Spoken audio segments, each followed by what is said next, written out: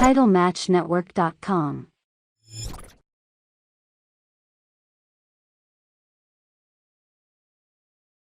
To another edition of the RF Video Shoot interview series. Today we're joined by none other than a Honky Tonk Man for the second time.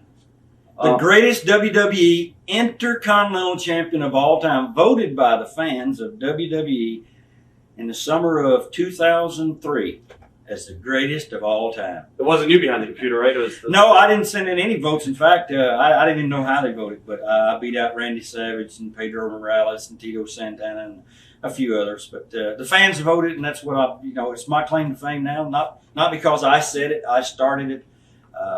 I stole it from Muhammad Ali. I'm the greatest of all time. But anyway, it's been a good catchphrase for me, and it's worked. And obviously, after 15 months of having a belt, no one can. So far, I don't think it's going to be broken. The last time we talked about your career. We're here now to talk about other stuff that's happened since you've been in WWE or WWF.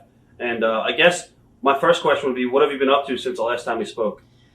Gosh, it's been a long time. The last time I guess we did this was 1991 or 92 or something. Maybe it's been almost 10 years or maybe more. But same thing. I'm doing the independent thing for quite a while. I go out and do these speaking engagements with the Boys and Girls Club, Special Olympics, where I do this. I do seminars where I go out and try to pass along some of my knowledge to the young boys and girls that want to be wrestlers and things like that. And I stay quite busy. The business has been good for me. I had that one little trip in WCW that was absolutely horrendous, and we'll talk about that in just a few minutes. But business got really, really slow in like 92 or 93. I had not very few bookings, so I went back and taught school for a year at the Catholic school. And even though I'm not a Catholic, I'm not an old brother either. We'll talk about that soon in just a few minutes. Business picked back up. I went to WCW for 4 or 5 months, and then I was kind of just really tired of the business. And I took about 4 months. I sold cars, and that was just like being right back in the wrestling business. Being out there with the guys on what we call pisser's porch up front, waiting on some mark. They call them ups. Ups is an unqualified prospect. So we call them marks in our business. They call them ups. So we run out there and try to get somebody and sell them a car. And if you didn't do it, you came back and you stood around, pissed and moaned up on the porch. And it was just the characters in the car business are very similar to the ones in the locker room, so it wasn't much difference. Then I got back on the independent thing after WCW and was doing my 60, 80, 100 shows a year, and I have been for the last 7 or 8 years. I had a little short run back in WWE with that rockabilly thing we'll talk about. Why do you think you have such a controversial reputation? I suppose I'm one of those guys that believe you either step up to the plate and admit something and say, yes, I did it, or no, I didn't. I'm not one of these guys that walks down the fence and tries to balance it between right and wrong. There really is no balance between it. You're either right or you're wrong. I've been wrong a lot, but I've been right a lot. And when I say something about somebody, if I know it to be the truth and I can back it up with the facts, then what I want to stonewall it, say, well, he's not a bad guy, or he's not a good. So I'm controversial in the fact that I really do speak up about lots of things other than just wrestling. And I'm one that's not opposed to standing my ground with people like a Vince McMahon. I stood my ground with him, and obviously I've earned some kind of respect from that company because they continue to call me back on the odd occasion to do certain things. Sometimes I go do things for them, sometimes I don't. Right. Has there been anything they've called you on recently? Well, some of the fans will remember the gay wedding with Chucky and Billy. They called me for that one. And just out of the blue, it's like one of those things they call you on like a Thursday or a Friday afternoon and expect you to just drop everything you're doing and run up to the WWE because they got the best money and you're a desperate man, and desperate men do desperate things. But they call me for that, and when Tom Pritchard called me for that, and he mentioned something. Prior to that, they had called me for the Royal Rumble, I guess it was. So I went and had done the Royal Rumble. Jim Ross actually called me for that, and I appreciate the fact that someone further up on the horse's body, called me. And Jim at that time was close to the horse's head. And he called me for the Royal Rumble, and I went and did that. I knew they were going to try to kill me in that thing and keep me in for 45 minutes because I'd been so vocal about their business and what they did and some of their players there. But and in fact, it turned out to be pretty good. It took about a minute, and I got a good payday. I was happy. Dumped over the top. Phone started ringing again from Independence, but the Chucky and Billy gay wedding, which had a lot of publicity.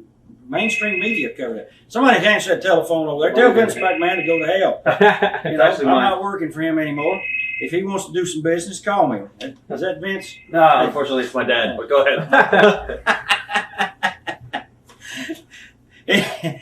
Anyway, I'll tell you what I do with the Chucky and Billy thing. It's a good little story. And I hope they get to see a copy. Maybe send them a copy just for free. Charge them. Fuck them. They can afford it. Anyway, Tom Pritchard calls and he tells me this thing. So I asked him, I said, he said, the guitar be involved. Oh, it will. I said, probably on me. He said, yeah, probably on you. So I said, okay, let me go check my son's golf schedule. I know he's got some golf tournaments coming up, and he did. It was legitimate. A little bit of a... Anyway, he did have a golf tournament coming up. So I went in, I laid the phone down, I went to the bathroom, took a piss, walked around, blew my nose, and, did whatever I had to do.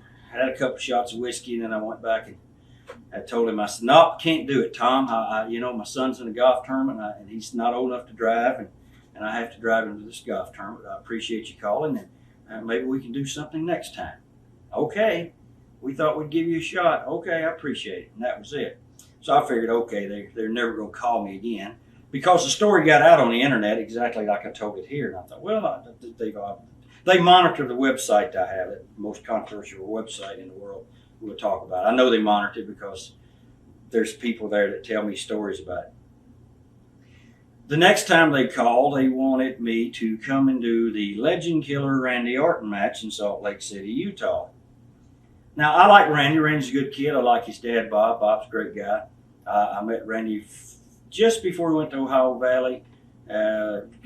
Good-looking kid. He's got a lot of talent and everything, but I'm not the person to make him another legend killer. Besides, if you do this legend killer thing, what you've done is you painted yourself, what we say, you paint yourself in a corner. I think everyone knows that. If you start in a room, you paint yourself towards the door, not towards a corner where you can't get out on the wet paint. But with that kind of a thing where you're a legend killer, you paint yourself in a corner because there's only so many legends around.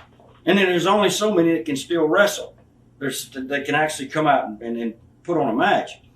So I don't think that's the right way for him to get over and for them to come in and want to kill me. I just don't feel like it had any merit. It had no meaning at all. I mean, you got guys in the back. They had 40, 50 guys. Now use that dead-ass Billy Gunn. Use Ron Simmons before you fire him. Use Rick Steiner before you fire him. Use that gimp-legged, saggy-bodied Roddy Piper before you fire him. Use Hogan. Don't let these guys leave. Just if you want to make him be, don't let him live either. Kill them all.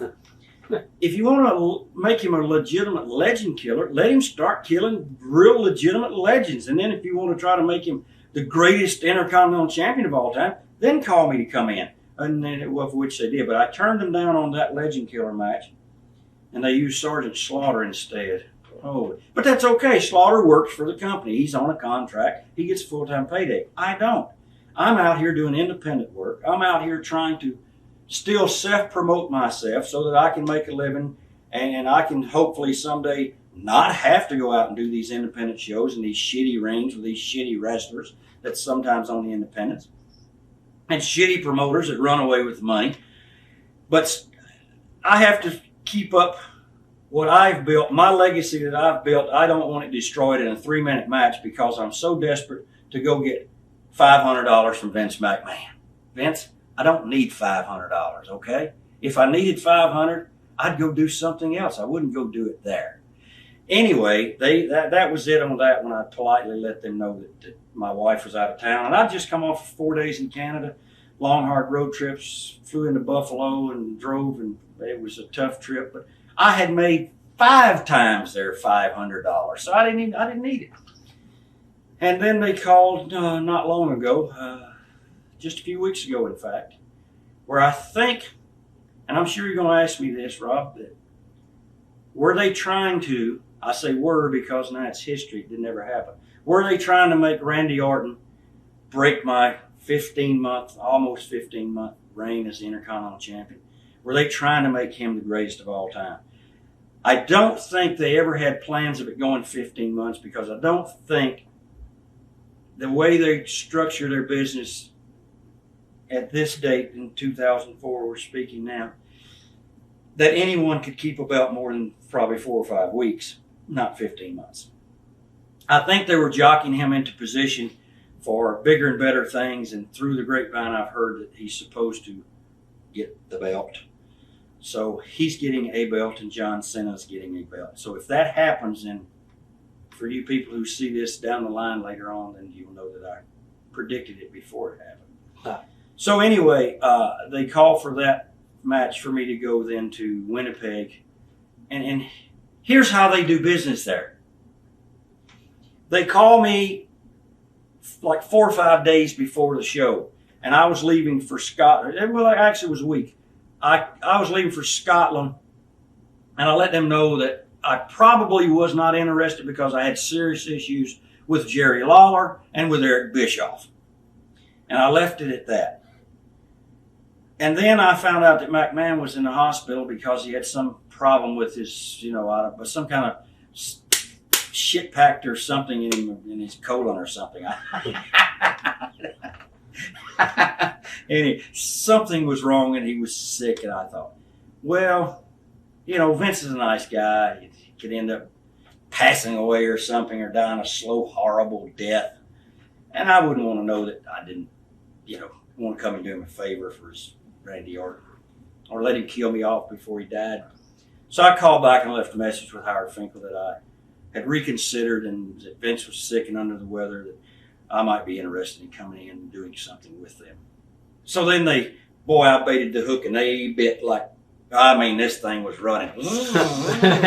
They were calling every 5 minutes and leaving messages, and I got back from Scotland and then I had to go over to Pennsylvania and they were calling. So I saw Mick Foley there.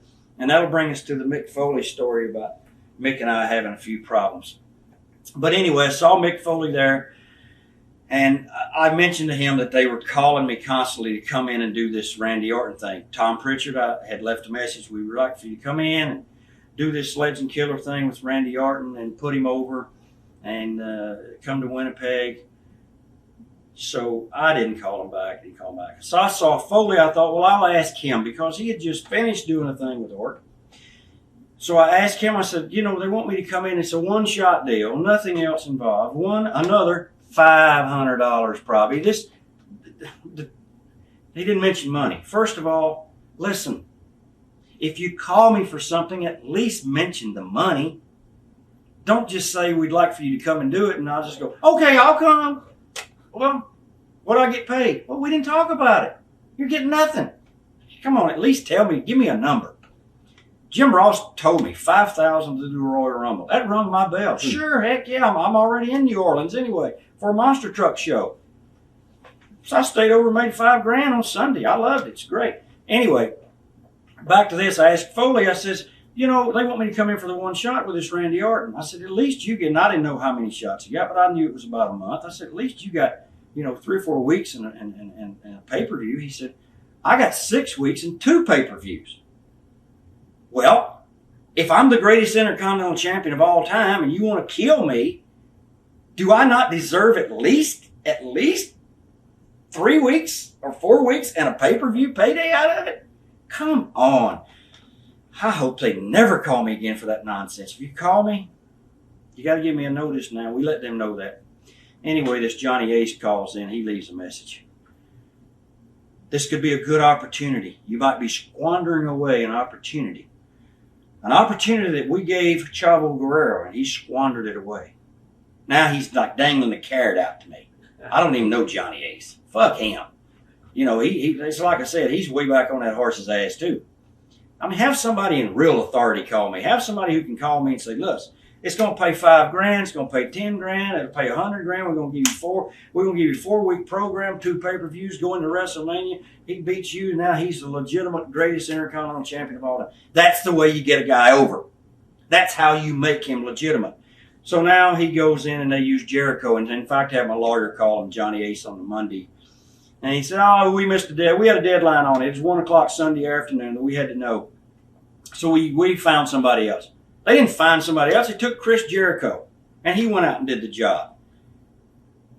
And when I say they do, the way they do business, Jericho was in Winnipeg that day from Winnipeg. They had a big turnout. The mayor gave him some kind of citation, the key to the city or something. Some big parade and everything for Chris Jericho. And then that night he goes over to the arena and gets squashed. Well, Jericho might have been able to sell a few tickets for you in Winnipeg or somewhere else around the world. Now he's got squashed by Randy Orton. So then Randy Orton goes to the pay-per-view a week later and he gets beat by Edge. Now he's no longer the Intercontinental Champion. So I'm still the greatest of all time. That's the WWE story. So, hopefully they'll get smart. So I don't know why they don't know me by now. Of all the dealings that I've had with them, you would think that they would say, there's no way. No, absolutely no way. No, I'm not calling that motherfucker. Not me. Fuck, no. She said, no, buddy. No, he's nice. He's not going to do it, folks. He said, listen, I know it's a good idea. It's probably, you're doing a great brainstorming here in the meeting, in the meeting room, but I can tell you right now that he's just not going to do it. Unless we give him something, a little bit more meat to gnaw on the bone, he's not going to come for just a little bone you throw out there. There's probably some wrestlers that would do it. I saw that Kamala came. Nothing against Kamala. I believe Kamala could still sell some tickets for the WWE. There's some guys there that he could work 4, 5, 6 months with, work a program with, build up to something, sell some tickets in a lot of places, and they have him come out and pat his stomach while a bunch of broads jump up and down half naked. I mean, that's really a way to treat a legend. So I don't know. Now I hear rumors of Bruno. They're talking to Bruno. Bruno, are you going to knuckle under? Are you going to get down and crawl? After everything you said about McMahon and the McMahon family, are you going to do that? Are you going to stoop so low as to humiliate yourself and crawl back to them just so you can be in their Hall of Fame? Woo! That's real good. Bruno, if you do that, I've totally lost all respect I ever had for you. Stand up, step up to the plate, be a honky tonk man. Tell him to go to hell. You talked briefly about Mick Foley and your issue with him. You actually had an issue with Mick Foley over, I guess, him writing in his book that you hurt Jake Roberts' neck with your guitar. Why was that? What happened? I'd heard from the fans. I have never read a wrestling book. I don't read the wrestler's book because I picked up the Arn Anderson book one day when Arn did a book a long time ago. I picked his book up on the shelf one day. Excuse me. And I open it up, first chapter. He mentions his first match with Bob Armstrong, but mentioned nothing about he was a young heel and Bob Armstrong's making a comeback and Arn took a bump. His name then was Marty Lundy. Bob hits him. He goes down, takes a bump, doesn't get up as fast as Bob wants him to. Bob reaches over to pick him up, grabs him by the top of the hair, pulls the toupee off. And Marty had it glued on. So it just ripped all the skin off like he'd been scalped. But he didn't mention, I thought if you're going to write a book, that would be a story you would put in your book. That I had a toupee on and the guy reached down and pulled my toupee off. Bob looked at it. He didn't know what to do. He threw it out to the audience. It's funny as hell. It's a great. I would hope someday if they still have the footage, they could ever show that, because that was one funny moment in professional wrestling. It's a funny moment in television, period. But he didn't mention that in the first chapter of the book. So then he got into. By the time I got to the second chapter, he was already Flair stooge and riding the highways with Flair. So I closed it, put it back on the shelf, walked away. All these books were coming out. They're all writing books. And then I hear somebody said, Dynamite Kid says in his book that he took you in the locker room, slapped you around, and you cried like a baby. Didn't happen. Never happened. Dynamite Kid and I had a confrontation. We went in the locker room. He screamed and cursed. but he never put his hands on me. I sat there and watched him in a drunken little man English rage. That's all he was, just a drunken little Englishman. Go off on something that had been blown out of proportion about Harley Race, and Harley and I never had an issue about it because it was something I never said anyway. Anyway, he put that in his book, which was not true. And I heard about that. So then I made a statement about Dynamite Kid's in a wheelchair. He's getting, he's getting what he deserves. Not being in the wheelchair, no one deserves that. But having a life of pain and agony, because he caused pain and agony for a lot of people in the locker room. He did a lot of nasty things to people. And if he's in pain and agony now for the rest of his life, he deserves it. And then Finley sent word he was going to fly to England and beat me up. Well, that's real good, Fitz. You're one of these executives in the WWE right now, and I'm sure their shareholders would love to know that if somebody disagrees with the WWE, you're going to go there and beat them up. Oh, what some bullshit. I said, hey, look, you don't have to fly to England. You can find me any day of the week on Monday, Tuesday, or Wednesday at the golf course at Superstition Springs in Arizona, in Mesa, Arizona. But I tell you what, don't come on the golf course. I'll stick a 9-iron up your ass. Okay? Don't fuck with my golf game. But with Mick, then people tell me, Foley mentioned you in his book. They didn't tell me anything else, and I didn't read the book, and he's done very well with his books. That he mentioned you. He had some good things to say about you. Good things? Okay. I didn't ask what. Then I go along, and Lawler writes a book. Here is Chester the Molester. He's out here. He's writing a book now. And all he does in his book is talk about his long-lost cat, his third teenage bride. So that's not much of a wrestling book, but he puts in his book, once again, another lie. He put in his book that I deserted their territory, and that shithole territory they had in Memphis. I deserted them. Those sorry thieving bastards, him and Jerry Jarrett. I deserted them to go to McMahon. Get your facts straight, Lawler. I'd been away from your territory for about 4 years. I had done 2 tours in Canada and back in Calgary again with the Harts. I was working for Stu Hart when I went to the WWF. Wrong again. Then Hogan writes his book. Then Hogan says, he don't say that he met me and I gave him a bed to sleep on. He never mentions any of that stuff. He never says, we threw our bed, Dr. D. David Schultz and myself, we threw the beds down and we slept on the box springs and he slept on one mattress and Eddie Leslie, Brutus the Barber Beefcake was on the other mattress. He doesn't mention that I gave him my car so he could go out and frolic with the girls at the nightclub one night. He never mentions that. But what does he do? He puts in his book and spells my name wrong. For Christ's sake, at least spell my fucking name right. Even Lawler spelled my name wrong. Come on, who are the people that's proofreading these things? So that's, and then Ric Flair got his book came out with all the nonsense where people get on to me about being controversial, but these motherfuckers write books. And then Flair's knocking damn near everyone in the business. But yet if I say Ric Flair, saggy boy, woo, saggy boy Ric Flair, then I'm saying something bad. Or Ric Flair's matches are all the same for the last 25 years. I'm wrong. But then now that he's knocked other people, everybody's saying the same thing about him. But back to Foley. He put in his book that I hit Jake Roberts so hard with the guitar, with the best guitar that was ever made, that I hit Jake Roberts so hard with the guitar, it damaged Jake's neck, and Jake shortened his career or something, and Jake had to go have neck surgery. So all this culminated in just kind of like, it's like this is just burning my ass, all this nonsense. So I fired back. And I fired back by saying, Foley, you should get your facts straight. I didn't hit Jake with the best guitar that was ever made. It was some cheap bullshit they bought somewhere. It was a good guitar. It was good. It was big. It was heavy. But Foley didn't come and ask me.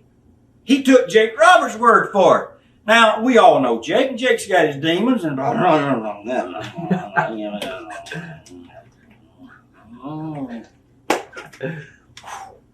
damn, what's in there? Ooh. I love Jake to death. He's got his demons, he admits it. But if I'm going to get the factual information, I would probably ask both sources. And that was my beef with Mick, so I called him out on it. And you know what? He was man enough to pick the phone up and call me and say, I've heard about this. I heard you made these statements about me saying these things in the book. You know, Ric Flair said some things in his book about me, and I had to call the office to find out if this guy's really real. And he said, I just want to know. You know, I've known you for a long time, and we have. Well, I've known, I call him Cactus, or Jack. I've known Jack since he started in the business. We had a tour together a long, long time ago. And I liked him, and I liked what he did. I told him, if you keep doing this, you won't be around very long.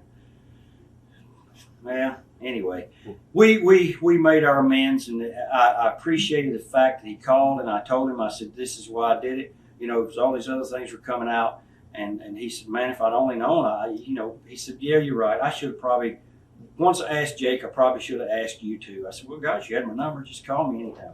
So then we kind of kissed and made up on the phone, and I appreciate that. So that's where that goes with him. But the whole point, Rob, is these books it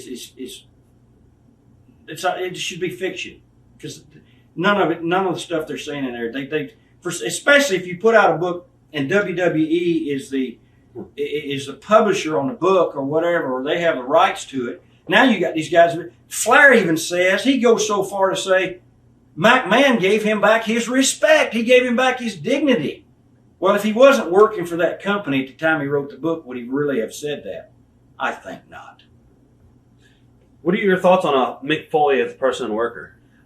He took something. He took the stunts and the things and the acrobatics, the hardcore, to a different level than we did. I say we because I feel like myself, Lawler, Dundee, and Spot Moondog Larry Latham, God bless him, he's gone now, passed away. At least he passed away in the ring, and we'll talk about some of the guys that's passed away. At least he passed away in the ring, died of a heart attack while working. We kind of created this hardcore in the Tupelo concession stand match in Tupelo, Mississippi, and there was a young kid, I tell this story, there's a young kid that was there breaking in that watched this and saw it, and he obviously liked it, and he eventually met up with Paulie Dangerously and some of these other guys around Philadelphia, and he brought the concept to Philadelphia, and they created ECW, and that young man's name was Eddie Gilbert, and God bless him, he's gone now. But we kind of created this, and I see this young guy, he's not young anymore, but I see him around. He's taken Mick Foley's hardcore to a really, really extreme level as Madman Pondo. Yeah. If you know anything about Madman Pondo, if you guys out there, the fans, want to get some video on him, you're going to see that the stuff Mick Foley did was elementary school, first grade stuff to what Pondo and these guys are doing. I was at one of the Juggalo Championship Wrestling. That's what it's called. I'm not interjecting that word now. It's Juggalo Championship Wrestling for the Insane Clown Posse. I do some stuff for them sometimes off and on. And I was at one of their shows where they have their wrestling, which is super, super extreme hardcore. And one of the guys on that show, Madman Pondo, they had a plate glass window set there with the wood and the plate glass, sets it up, throws the guy through the plate glass window. The guy was cut. I mean, it looked like his kidney was hanging out. Anyway, these guys that do this are flirting with death. It's suicidal. But they've taken it to a level where Mick never took it. And I told Mick Foley when I was back with the WWE doing that dead-ass rockabilly gun shit, that I said, Jack, if you keep doing this, you're not going to be around another 5 years. And he kind of said, well, it's what I got to do. It's kind of the way I'm established myself. But I'm starting to write these books now. And he found an avenue to actually get away from the wrestling, which, is always good if you can, because athletes and pro sports need to find something else before they really just shit can and kick dry out the door. But anyway, I went back to him later on then, a couple of years later, when I went back for the Royal Rumble 3-4 years later, and I went and I apologized. I said, I got to apologize to you. For what? I said, I told you wouldn't be around in 5 years. I said, you've already outdone that. But I said, I promise you, if you keep doing it, you won't be around 5 more. And so far, he's not wrestling very much now. You also came out against Ric Flair for complaining about the fans using insider terms. Yeah. I found that to be the most ludicrous thing that this eagle beak fucking nose saggy son of a bitch could ever say. I say that because if Ric Flair's opening his mouth, I feel like he's lying. He's kind of like Dusty Rhodes, baby. Let's go to the pay window, baby. If Dusty's talking to you, he's lying. That's the way I feel. That's the view of one man. That's one man's opinion. Anyway, Flair goes over to England, I guess, or somewhere, and he's doing an interview, and one of the interviewers spoke to him about something, about talking out of school or some kayfabe fact or something, and he got really upset that shouldn't be used by the fans. That shouldn't be used by the news media. You shouldn't say these things. Has he been living in a fucking cave for the last 20 years?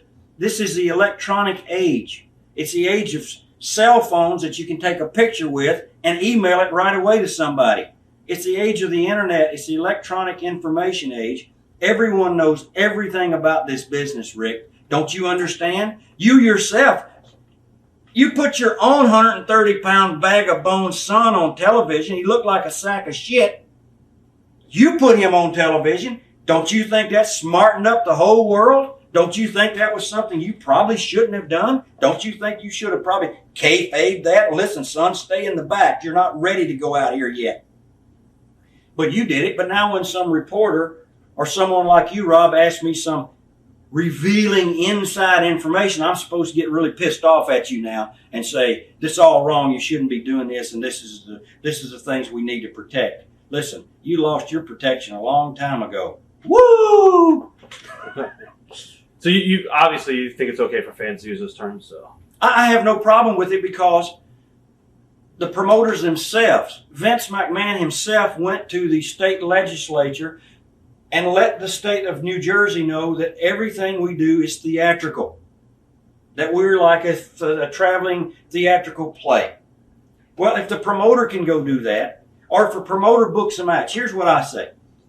The wrestlers don't smarten anybody up. The promoters do. The promoter books a match. He books a match with the two worst dog shit people in the locker room that have the worst matches, smartens up everyone because they can't even wrestle. They don't even know anything. But yet when I have to go out there with somebody, or say Ric Flair goes out with somebody, then we're supposed to do a match that makes the people believe now because these people just made everybody not believe. So the promoters did it and they're booking. Then back to Flair. He goes out, he does the same match every night for 25 years. He flips over the top, he runs down, he climbs up, they slam him off every match, every night. And I said this 5 years ago. And now he picks on Bret Hart. He said Bret Hart was one-dimensional, Bret Hart didn't draw. And then I see an interview where Bret says the same thing, Flair does the same match every night. And then not so long ago I saw where Ole Anderson's put a book out. And Ole's the booker and a pretty good wrestler from Minnesota and down in the Carolinas and drew very well and was the booker down there. And he said Flair had the same match every night. Flair couldn't wrestle, had the same match every night. And then Jerry Lawler says the same thing. I saw an interview with Lawler that he had done with the Pro Wrestling Torch about 5 or 6 years ago, and he said the same thing. He said Ric Flair came to Memphis and almost killed the territory, almost killed the town because he did those same goofy bumps that he'd been doing on cable TV. But Ole Anderson says in his book, in a statement, apparently he said, the only reason Ric Flair got the World's Championship the first time was because he wanted him to have it. Ole wanted him to have the World's Championship, and they said, why? He said, because that'll get him out of the territory. He'll be somewhere else where he can't ruin this place for us. So there's your Ric Flair for you. Woo! Where are we partying tonight, Arn? Woo! Speaking of that, my next question goes right into that. You wrote on your website that if Arn Anderson didn't party so much with Ric Flair, that he wouldn't have needed rehab. Was that said to get heat, or were you serious? I was pretty serious about that. I feel like that Arn fell in with Flair back in the old Southeastern wrestling days down in Pensacola and Mobile. They brought Flair in right after Arn started. And they assigned Arn as a young guy. Arn and Pee Wee Anderson. Pee Wee Anderson's not around anymore. Arn and Pee Wee had the car, and they were young kids, and they said, Ric Flair's coming in for a week. we'd like for you to drive him to the towns because they furnish the transportation for the world's champion. So that's how Arn and Flair and Pee Wee Anderson got together. And after that week, within another 2 weeks or so, or shortly after that, Arn and Pee Wee both left. They went to the Carolinas, and then Arn he was Marty Lundy there. He became one of the Anderson younger brothers, and that's the story with him. But for all these years, he's been friends with Flair. Nothing wrong with being friends with somebody. The only problem I have is that everyone knocked Beefcake. Oh, if it wasn't for Hogan, Beefcake wouldn't be there. If it wasn't for Hogan, Beefcake would be this. Beefcake wouldn't. Well, if it wasn't for Ric Flair, Arn Anderson would never be Arn Anderson. So you see, when you make a statement like that this guy's okay because he's got his head so far up this guy's ass, but that's okay. But this guy's not okay because he's a childhood friend with someone, and they grew up since they were 4 years old together, and they did everything together for their whole life. But now this guy's a bad guy. So I still think I would hope that Ric Flair would, all your money, Rick, I would hope you paid for Arn's rehab. I hope he didn't make the poor guy pay for it himself. But for a guy to get into rehab, if it helped him, fine, that's good. It's good for Arn. I've never had any issues with him. But everybody's got a beefcake. Scott Hall is Kevin Nash's beefcake. Hunter Hearst Helmsley, Hunter was Sean's beefcake. And gosh, the list goes on and on of guys who have beefcakes. So let's don't knock beefcake. You know what beefcake was, right? It was a gay porno guy, right, or something? Yeah, it was a gay. I think it's a gay magazine. It might still be around out on the West Coast, San Francisco. The name of the magazine was Beefcake, and in that world, I guess, oh, you brute! He's a brute. So Brutus Beefcakes. And there's no name in the WWE that they give to someone that doesn't have some kind of a side meaning to it, whether it be the narcissist or the Prince Albert, with the piercings of the body. The Prince Albert is a piercing of a special part of the body that is different from the ones this guy A-Train. He's a good kid. I hope he didn't pierce himself there.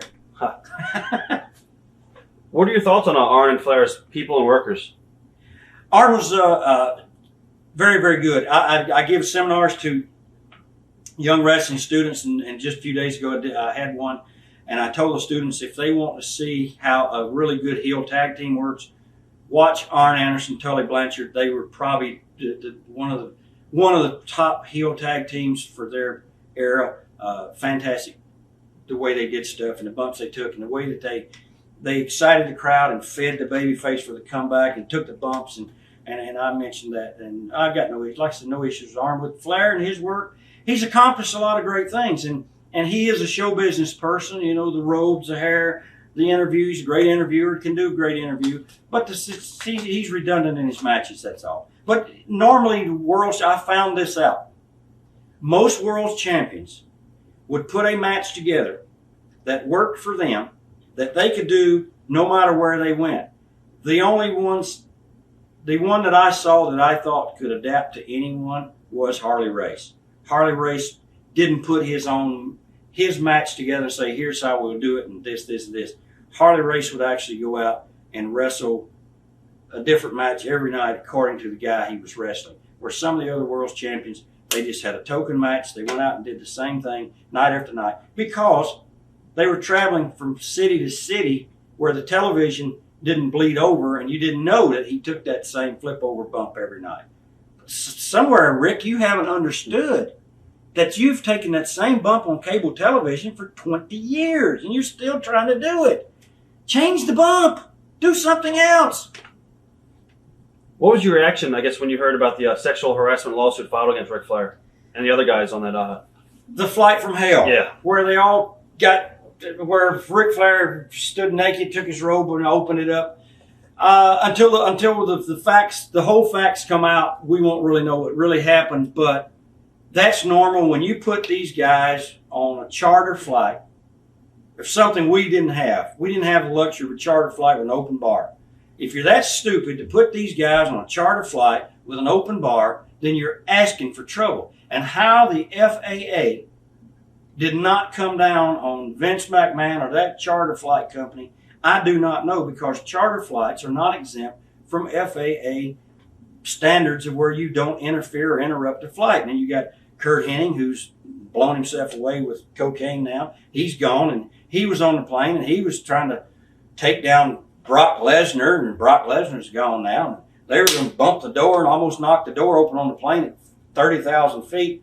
Just unbelievable acting. They act like school children. There's nothing wrong with having a few drinks, but cut the bar off. You can't have an open bar. And so, like I said, they had the luxury of a charter flight. By God, they should have been sitting back in 38C near the shitter on a regular commercial flight, and their asses would have been locked up and put away forever. And that's how I feel about it.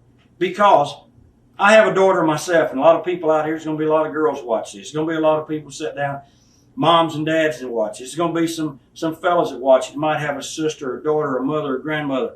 How would you feel if your female family member was just trying to do her job on an airplane and some motherfuckers is out there getting naked, swinging their dicks around? Now, come on. That's bullshit. That's how I feel about it. I don't like that kind of stuff.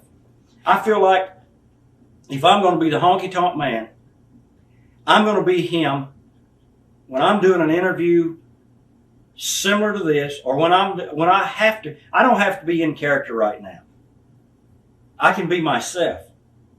And that's what I like to be. The only time I need to be the Honky Tonk Man is when I'm selling tickets to somebody. And you're not selling tickets on a goddamn airplane to anybody. All you're doing is playing. What you were doing was playing around with the boys. Well, there was women on the flight. There was girls that work in the company. This thing's not going to be over. It could go into the millions. It really could. Sexual harassment won't be a lot of money, but the repercussions from it, why is Flair still there? They should have fired him. They should have fired all those people involved, got them out of the company. Once again, when you say, how do you go to your shareholders, your stockholders who buy stock in your company and go, well, we just had a terrible incident that might cost us millions. What happened? Well, some of our players did lewd activities, did all kind of nonsense on an airplane. If that was in the NFL, Major League Baseball, National Hockey League, NBA, I can promise you, if they were players in Phoenix and Jerry Colangelo is the head guy there, you don't get in trouble in Phoenix. He fires your ass. You are gone, buddy. I don't care. If you're down the street and you get picked up, DWI, you're gone. He's one guy that doesn't put up with that. George Steinbrenner probably wouldn't put up with it. It's just something you don't do in a company, especially in a publicly traded company. You try to have your employees do right. What happened with yourself and Roddy Piper regarding the independent show you promoted? Oh, gosh. Roddy Piper. Oh, boy. Piper nut. Can you believe he took his shirt off on TV? Can you believe he threatened he was going to come and try to beat me up? I'm in as good a shape, almost as good a shape as I will. I'll take my shirt off for you right now. I don't mind. Piper, he took his shirt off on WWE TV. That was the worst display of a human body I've ever seen in my life. And I thought, oh, my God. Here's a guy who we've been bickering back and forth on the internet, and I challenged him, he challenged me, and yes, if you want, Piper, I will whoop your, I know I can whoop your ass. I can tell you that. But anyway, there was a show in Oregon, and I have not wrestled in Oregon ever in my independent days. And in Oregon, the Oregon Athletic Commission at the time was extremely difficult to deal with. You had to have age test, blood test, physical, all kind of stuff you had to do to get a license. And so I said I would come and work for this promoter that was doing the show because I knew he was a nickel and dime promoter. He didn't pay a lot of money. And because I knew from Valentine, because Valentine worked for the guy for $500 a show. So I said, okay, yeah, I can come do the show for $500. He didn't tell me anything else about it. Then he sends me all this stuff for the commission. I'm looking through it. I'm thinking, okay, there's a $100 office call for the doctor, $175 for an age test, $175 for the piss test and the blood test, whatever else they had on it. So I'm thinking, here's almost $400 for me to get a license. The license is good for a year, but there's one show. So I thought about it, and I thought, I'm probably not going to do this. I decided I probably wasn't going to do it. And I just happened to go over to a website, a Canadian website, and saw where it said, Roddy Piper gets out of the ring and becomes a promoter. And I read it, and now it's about this show that I'm on, where he's now booked Kurt Hennig, Valentine, gosh, I forget, 3 or 4 more stars. And then I investigated a little bit, and I found out that he's given them like $1,500 each to come in. Well, here, I got $400 or $500 worth of doctor bills to have to pay for a $500 payday. I'm a businessman. I realized it wasn't the right thing to do, so I sent the guy a letter. I faxed him a notice, and I canceled myself out of the show. When a promoter cancels, they say, sorry, show's canceled. When a wrestler cancels, they go, oh, shit, man, you just fucked our whole card up. That's it. Oh, fuck, oh, man, you can't cancel on us. What are we going to do? What are you going to do? You find someone else. So then Piper calls me. Oh, man, you can't do this. Blah, blah, blah. I said, well, what do you mean I can't? He said, oh, we got you booked with this girl. She's a bodybuilder from Pennsylvania, and Matt Barnes trained her. He's worked out with her, and wants you to go out and do this thing with her. And what I did, the key point I found out when I looked at this interview that he did with a Canadian website was Roddy Piper was going to film this for a Roddy Piper pay-per-view or documentary. So I thought, I'm going to go work on his pay-per-view, his documentary, because he'd already gone to Cauliflower Alley that year and carried the cameras and got up there and said he thought everyone in the wrestling business who could afford to do it should give 5% of their wages. Hey, Roddy, have you give one goddamn nickel yet? I bet you haven't, you sorry sack of shit. No. Anyway, this cokehead, yeah, you are.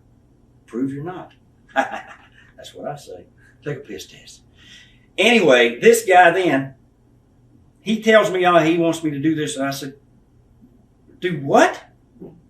Why don't you get Dan Severn or Kurt Hennig or one of them guys to wrestle the woman? So it just went out that way, and I left it with, well, maybe I'll think about it, and then after I just said, I blew it off. Nothing went on. I mean, this happened like 4 or 5 years ago. And obviously Piper's way, way behind on his newswire off the internet. And somewhere out of the blue, he sends us an email, or we couldn't believe it was his email in the beginning, because the typos were so bad and the grammar was so terrible. Get a fucking spell check on your computer, asshole. The spelling was so bad, but he admitted he was an 8th grade dropout. He had no education. He wasn't good with a computer. Fuck, any 8th grader can spell something, but it didn't make sense. And we posted it on our website, because if you send us an email, we own it. It's ours now, and we post it. And we posted it with his email address. So then he got really mad. He's wanting to kill me now. He's wanting to fight me anywhere, and because he says he doesn't leave his house for less than $400,000, and I'm sure Vince was paying you that each show, right, Roddy? Another lie. And he'll fight me anywhere. He's in the best shape of his life, and I see him on WWE TV. He takes his shirt off. So his emails, we posted them on the website, and then he said we were messing with his family because now his family, and somebody on the site put a big L on his forehead as loser and put a Coke shirt on him. And what really pissed him off the most, this is what really pissed him off, we superimposed his head on Savage's body with me on where there was a picture in the magazine, there's a picture around where I've got Savage covered for a false finish. So we stuck Piper's head on it and put the caption on our website, Honky Tonk Man, HTM pins Piper nuts. And he went completely berserk. He threatened lawsuits. Listen, you can threaten anything. But if you're in the public eye, like Roddy Piper and myself, we can parody you. And what we did was a parody. And he had no legal nothing. He said he owned that image belonged to him. And we were desecrating his image by showing it me covering him and saying that I pinned him. So this went on for a few months. And I told him, I sent word, hey, I'm going to be up in Washington, not too far from Oregon, that I'd be there on a Friday and Saturday night. And if he wanted to stop by and us set it like real men, he could, but he never showed. What's your opinion on him as a person and worker? In the beginning, he was always could talk, and do the Daffy Duck. Blah, blah, blah, blah, blah, blah. He does a great Howie Mandel, the comedian Howie Mandel. That's a Roddy Piper. If you watch Howie Mandel, you'll say, he's Roddy Piper. Anyway, then he tried to be Bill Murray, another comedian. But as far as his work, he's a small guy. You guys sitting here in the room with me now, right now, you're all as big or bigger than Piper. And he's made his money being a small guy who would never put anybody over. He never got beat. His thing was, there's a million finishes. There's no reason for you to ever get a 1, 2, 3 on me. And he was able to persuade promoters and bookers over the years. He didn't work in a lot of places. Started in California, then went to Oregon. Don Owens liked him and took care of him. He went to Carolinas where George Scott took care of him. He did commentary in Atlanta for that group, and then got to WWE. George Scott was WWE, so Piper had his little thing. Right. He was secure. Now, you were also very outspoken when WWE released Kevin Nash. What are your thoughts of him and his work? Big lazy. Big sexy, big lazy. He'd made a few comments about me. I'd made comments about Flair several years ago on the website. He came back and made comments about me, so we got in a verbal war, and I decided to let the world know that Kevin Nash was probably sold the least amount of tickets of any WWE World Champion in the history of the WWF. And there's nothing wrong with stealing money, and I think he stole money for a long time from promoters and people because his work was horrible. Toward the end of his career, or actually towards the end of his WCW stuff, he would just go and hang over on the ropes and talk. That's a great gimmick, I guess, to be able to do that. But as far as I'm concerned, I would never book him anywhere. Now, what was your reaction to the death of Elizabeth and some of your memories working with her and your feud with Randy? I was around Elizabeth a lot. We worked, but we were never close, never did any more than just say hello to each other. And she was never out of Randy's sight.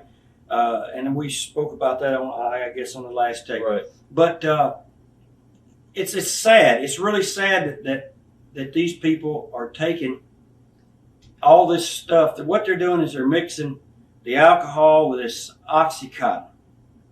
And that's like a real strong codeine, and alcohol and codeine just does not mix. It's a poison. It poisons your system. You end up actually choking to death on your own vomit. And that's essentially what happened to her. There was rumors that Luger had slapped her around and done stuff to her. He might have. Just because she was, and this is what I told Duggan. Duggan said, "Hey, that Luger, he's a bad guy. He shouldn't be slapping around on women, Elizabeth and everything. She's a really sweet girl." I said, "Jim, I know she's a really sweet girl, but hell, she can push buttons like any other whore out here. She can push buttons too. So she might have pushed the wrong buttons on old Lex, and, he had gave her a few shots, but it's come to find out he had nothing to do with that. He didn't push her down the steps or anything. It's just sad that you got Kurt Hennig. My question is, what was Liz doing up at 5 a.m. drinking vodka and taking pills? She's not a big superstar. She's not on TV anymore. Same with Kurt Hennig. Goes in a hotel room, spends 3 days partying, blows himself away. Who's the other kid? Went home, killed himself in Stevie Richards' house in Florida. Oh, Crash Holly. Crash Holly. Here's a kid, he's 130 pounds. He should have just been glad to be part of the WWE. He should have been thankful and happy. Instead, he's upset because he's not working there anymore. He can't take it. When the spotlight is off, it's off. You find something else to do. You stop living that lifestyle. You stop drinking and partying and doing the things that you did when you were in the spotlight. You just have to adapt and move on. And these people have I was looking at a list. There's a website that has a list. It's Wrestlers Then and Now. I think is the name of it or something. But anyway, it's a list of all the people that have died since like 1930 or 1920 or something. And you look at that list, in the 20s, 30s, 40s, 50s guys and 60s guys died of either accidental car wreck or natural causes, and they were 80s and 90s years old. Now, you look at the list in the last 4 years, these guys are 20, 22, 25, 28, 30, 35 years old. They're all dead. Rick Rude, a Road Warrior Hawk. It's just incredible that they... And that's one kid, he gets his notice from WCW, he's not going to work there anymore, he goes, takes a gun, shoots himself. Come on. This is fake, phony show business, for Christ's sakes. What do you think has caused the rash of deaths? just not being able to deal with the pressures of not being in the spotlight anymore, maybe not having a lifestyle. With that lifestyle, you have to have the kind of money to continue the lifestyle. And if you're not doing the wrestling on a big scale, you're not making big money. And if you're used to making the big dough and you're used to buying, a lot of marijuana or a lot of cocaine or a lot of pain pills, now you don't have the money, then the depression sinks in and you don't know how you're going to support your habit. And then with that type of depression, the walls really do start to close in on someone, I think, and that's what causes it. When Hogan walked out on WWE, you compared it to when you left WCW. Explain why you felt that way. Oh, gosh, and I just heard a story this weekend where one of the young guys is in the locker room, sitting in the locker room with Hogan, and Hogan was right beside him, not in his own private locker room, but sitting there and pissing and moaning to this young guy who really didn't even, was starstruck with Hogan, listening to Hogan complain about how bad the WWE and Vince McMahon was treating him now. After all these things that he's done for this company, after all the things that he had done, and why he was having to go out in Madison Square Garden with a mask on. And he kept sitting there, and he told this young guy, he said, I'll show those motherfuckers. They're not going to get over on me. Huh. So he went out, I suppose, from what I understand, with the mask on, and it was on a SmackDown television, and he would take the mask and pull it up where the people could see it was Hogan. Well, Hogan, you didn't get those motherfuckers. From what I understand, when you left the ring, he packed his bag, he got his bag, had his bag ready, had his son and someone else there. They walked out, got in a limousine, left. That was it. Well, SmackDown's a tape show. What they did was go back and edit out all the places where he did that. They got you silly motherfucker. Unbelievable, huh? My thoughts are this. Finally, Hogan, you walked in somebody else's shoes. Finally, Hogan, you walked in Honky Tonk Man's shoes. Now you know what I've said when I would come to you and you say, hey, how's it going, brother? And I would say, well, McMahon's doing this, he's doing this, I'm not happy with this. And you did nothing about it. And you talk to McMahon every day. You and him are like really, really buddies. I don't know which one it was. Was it this you or was this you? If one of you guys was like that. But anyway, I feel like now if I see him, I say, now you know what all of us other people went through. Now you know how I felt when I had to leave WCW. And we know that story because we went through that before, I think. Maybe we didn't. But anyway, I told him damn maids don't bother me right now. Anyway, he bitched about a payoff. He wasn't happy with his money. Oh, really? Finally, Hogan gets fucked on his paycheck. Now you know what we feel like. Now you know how we felt all those times, and you never went to bat for us. And for you to sit there and whine and complain to this young wrestler who was just happy to be at Madison Square Garden, what a terrible display of a fucking legend you are. Terrible. You're finished. You're done. You're over. Now, why do you think Vince made him wear the mask? It's Kamal out there. Why do you think he made him wear the mask? I don't know. I really don't know why. It could be. It's those things that they do to you there. You never go back there. You don't ever crawl. When you crawl back, and Hogan obviously crawled back, you're going to suffer the wrath of Vince wanting to humiliate you in some kind of way, and that's what he got. He got humiliated. What do you think of Hogan, and when was the last time you actually spoke to him? I've not spoken with him since the day I walked out of WCW. Okay. Do you think he'll ever go back to Vince again? No, he's done. Will he get in the Hall of Fame? Yeah, because he's got such an ego. He's going to want to be in the Hall of Fame, and he's going to want that one last shot up there on TV or that one last big spotlight on him. And you know when they're going to put him in the Hall? When he's so crippled up and he looks so bad and he's so bald with no hair at all and he looks so terrible that the people are going to go, holy cow. Yeah. Oh, man. Same as what I said about Bruno. If you're so pissed off at McMahon the way he treated you, Hogan, why would you even accept the Hall of Fame? Why have you been so outspoken against those guys like Ted DiBiase who mixed wrestling and religion? Oh, boy, this is a good one. The Old Brother Tour. And I call them the Old Brothers because there was a movie, Oh Brother, Where Art Thou? So I kind of linked it together. It just kind of fit. It has, Oh Brother.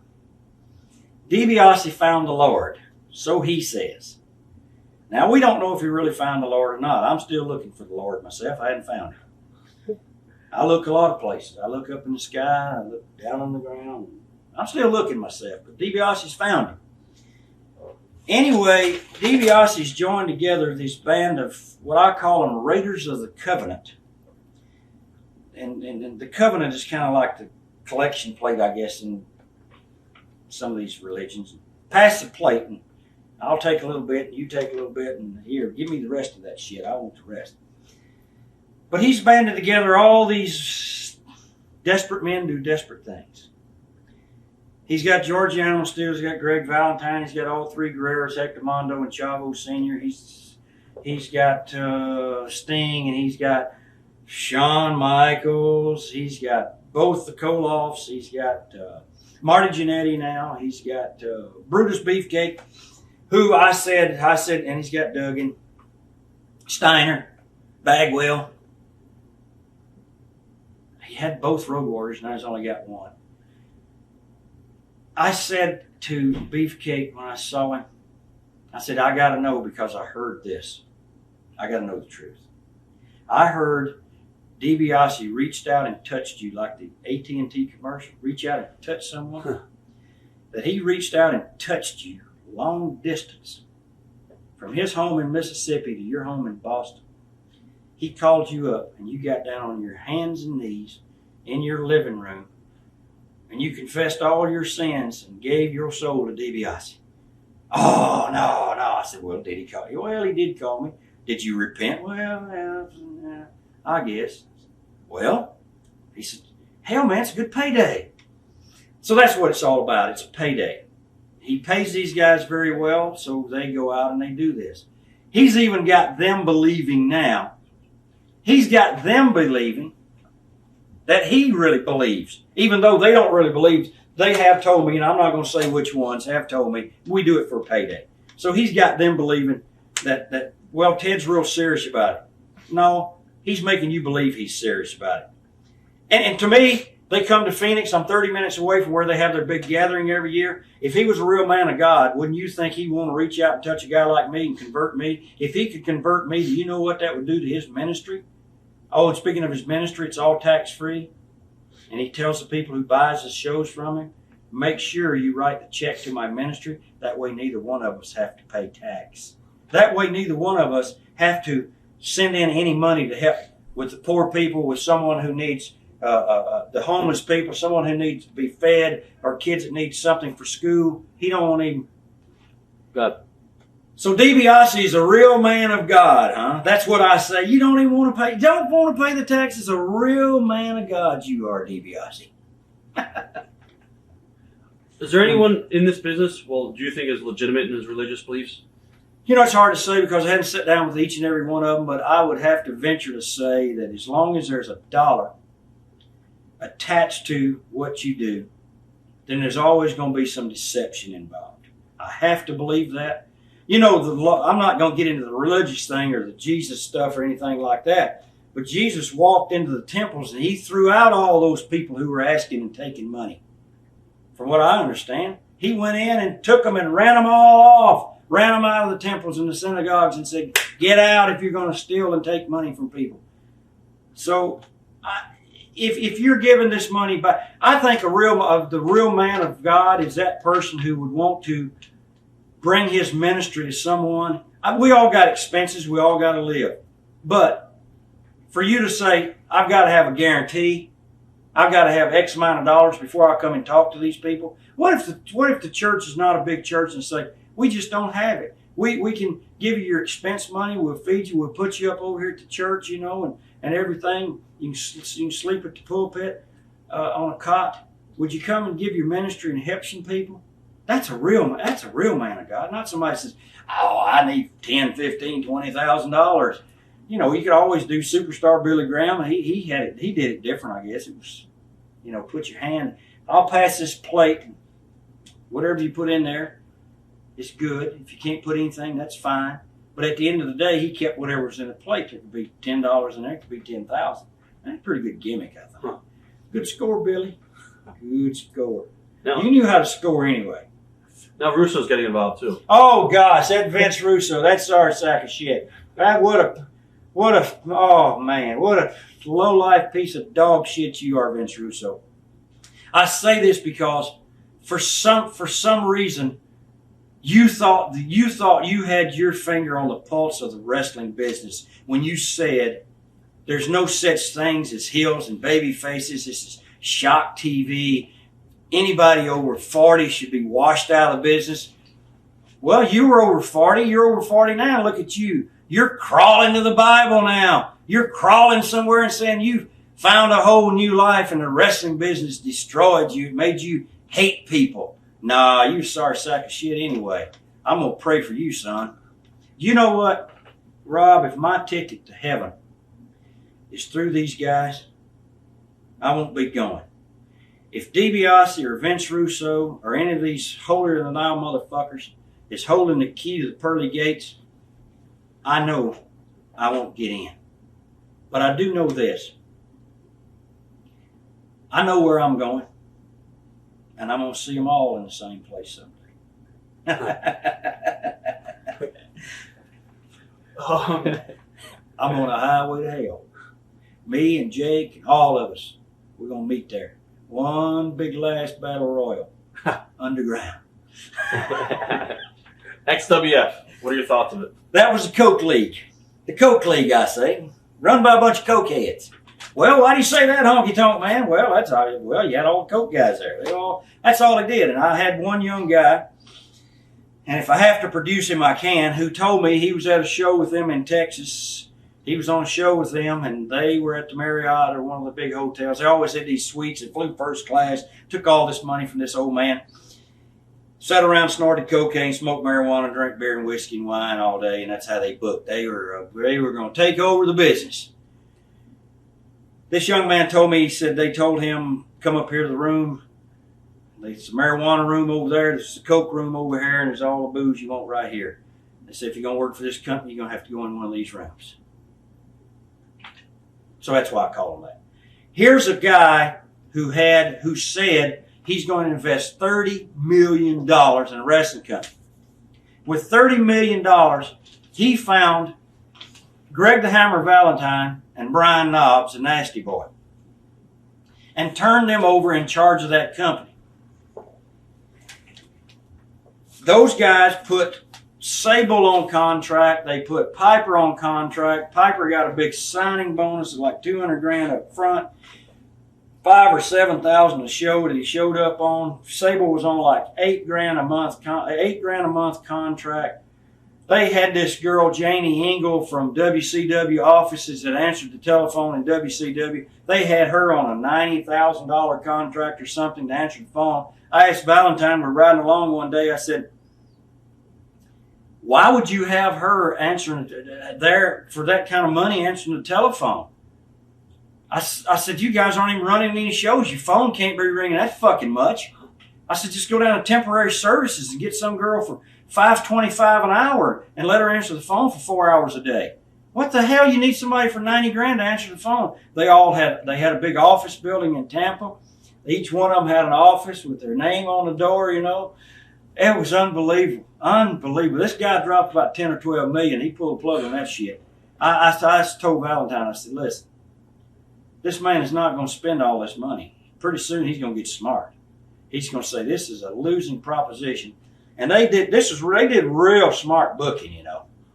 They did real smart. They went to Green Bay when there's a big sporting event going on in Green Bay, and they had a wrestling show. Green Bay's a sports town for pro sports. But if there's a real legitimate pro sports going on in that town, they're not going to turn out for wrestling. They turn out for wrestling on those really cold days when there's nothing else to do up there. They book places like Laredo, Texas, where you can't draw flies with a mouthful of shit in places like that. They booked somewhere else 4 or 5 shows out in Texas. And out of 4 shows, they sold a total of they canceled 3 of them, and the one show they was going to run had sold 30 tickets. 30 tickets. And you got Piper, you got Sable, you got Valentine, you got Knobs and Sags and Jimmy Hart, and they even brought in Dusty Rhodes for that one. He tricked him and said, "I need $5,000 in a first class ticket for that fat motherfucker." Hey, Daddy, I got to go to the pay window, Daddy. Yeah. Anyway, that was what I call them. I call them the Coke League. And then I guess some of the people who were running that company said, "Hey, man, what the fuck? You got to shut this guy up. He's killing us. He said, get this all over the internet. He's calling us this. We got to do something about it." Well, they couldn't sue me because it was the truth. There's not a damn thing they could do. Now they're all gone out of business. None of them got jobs. And I guess sooner or later, Knobs maybe will join the old brother tour, with his Valentine. Who knows? Oh, brother. Huh. XFL. Praise the Lord and pass a collection plate, I say. Vince Russo. Can you imagine him standing up there preaching when all he's doing is looking at the women out there? All you did was follow Sable around, Russo. That's all you wanted to do was see her naked. For Christ's sakes. What are your thoughts on I'm begging for the Lord now, for Christ. For the devil's sake. XFL? Did we ever talk about that? No, we never talked about the XFL. Maybe we did. We might have. I know that McMahon has done a lot of good things. He's changed a lot of things. He's made a hell of a lot of money. He's obviously smarter than all of us. He's made more than all of us put together. So that makes him obviously. Somebody said, "Well, it doesn't make him smarter. It makes him just a better businessman." Well, maybe he's a better businessman. You can't change. You take football or basketball or baseball, you can't reinvent the game, and that's what they try to do, reinvent the game. That would have taken a long-term commitment that I think NBC, after they lost about $50 million, they weren't ready to commit any more money to that losing shit. And, it's okay, but you can't. I found out that the first thing they did wrong was when they sent Lawler and Jim Ross there to do the commentary. Now it's more of a wrestling show with wrestling people as opposed to totally get it away from wrestling. Vince himself shouldn't have even appeared there at all. Because that linked him, his wrestling link now linked him to football. And the football establishment's been around a long time, and I just knew they were going to make sure that these guys didn't go anywhere. Is there anyone right now in WWE you think should be pushing that they're not? I don't watch their product a lot. I read the internet reports because I just can't stomach watching 2 hours of nonsense and bullshit that they put on TV where they have 15 minutes worth of wrestling and the rest of it's Hunter Hearst Helmsley out there because he's married to the boss's daughter. Boy, did he ever play the political game all the way. Woo! I'd like to see that prenuptial agreement, though. I wonder what's in that. Anyway, but to play the political game like he did, he's done very well. I can't knock him for that. What do you think of all the rash of neck injuries in the company, and what do you think could be done to prevent them? They have stopped all the silly, high-flying, acrobatic, most of it, from lots of guys, and that's cut down on the injuries. They're going to have to change their product. It's going to have to go more back to squash matches where some guy like Randy, if you wanted to make Randy Orton and get him over, what I would have done with him would take him 4 or 5 or 6 or 8 or 10 weeks, 12 weeks, and just bring in no-name guys, bring in you come in 2 minutes, he kicks the living shit out of you, beats you, and says, "I'm the greatest of all time." Bring in another no-name week after week after week, until pretty soon people going, "I hate him. I'll be so glad when somebody beats him." And then you bring in a legitimate guy and he beats him, and then now you've got a program and he's over. And until they start going back to doing that, they're not going to establish their stars. Right now they have all their stars left. Austin's gone. Foley's gone. Kurt Angle is going to try to come back, and how long that's going to last, I don't know. Undertaker's on his literally last leg. They have no stars at all. And then you had Hogan and Piper come back, and then they left. So the company was left a void. They have a lot of people on the cards, but they don't have stars. And without stars, you're not going to sell these big arenas out. They got a real problem right now. The young guys there, I was glad to see Jericho get a push. I was glad to see Eddie Guerrero's not a young guy. He's been around 20 years. He deserved it. And same with Chris Benoit. The only problem is, and I've said this before, I think we said it before, the WWE is not a place. There's a place for small guys and small girls on the card, but overall, they want to see bigger than life people, not average sized guys. They want to see humongous guys that big bodies or giants and gimmicks, and they're missing all those things right now. And they're putting too many girls on TV. They put girls on TV every week. There should be a girls' match maybe twice a year. Make the men want to see the women. You can't give them a striptease act every night. The guys, if the guys want to see a striptease act, they'll go down to the local strip club. They're not going to sit there on Monday night with their wife and their kids and watch Tori and these girls strip their clothes off. That's just not what it's about, and that's why they've lost their viewership. They got some real problems if they don't. What they've done is they've lost a generation because they catered their business to that 16 to 35-year-old disgruntled male who wanted to see beer drinking and hell yeah and go to hell and kiss my ass. Well, now those guys aren't watching TV anymore, and consequently, you lost the kids because mom and dad wouldn't let the kids watch. So you're missing that fan base of the young child that was 4 or 5 years old 4 or 5 years ago. Now he'd be 8, 9, 10 years old. He'd be a real fan of yours and really wanting to go see the matches, but he's not a fan because he never watched it because mom and dad didn't let him. I just changed the business. I was going to ask you what ideas would you know. That would be my ideas. You have to get back to just what I said. Get back to some basics. Get back to some heel versus bad guy. Make the heels so dastardly, so mean, so terrible that people pay to see that heel get his ass kicked. And until you get that, and then you got to have that one baby face or two that's got that fire that can get out there and really go when the going gets going, and have those people just on the edge of their seats screaming, and then boom. What are your thoughts on the WWE Hall of Fame?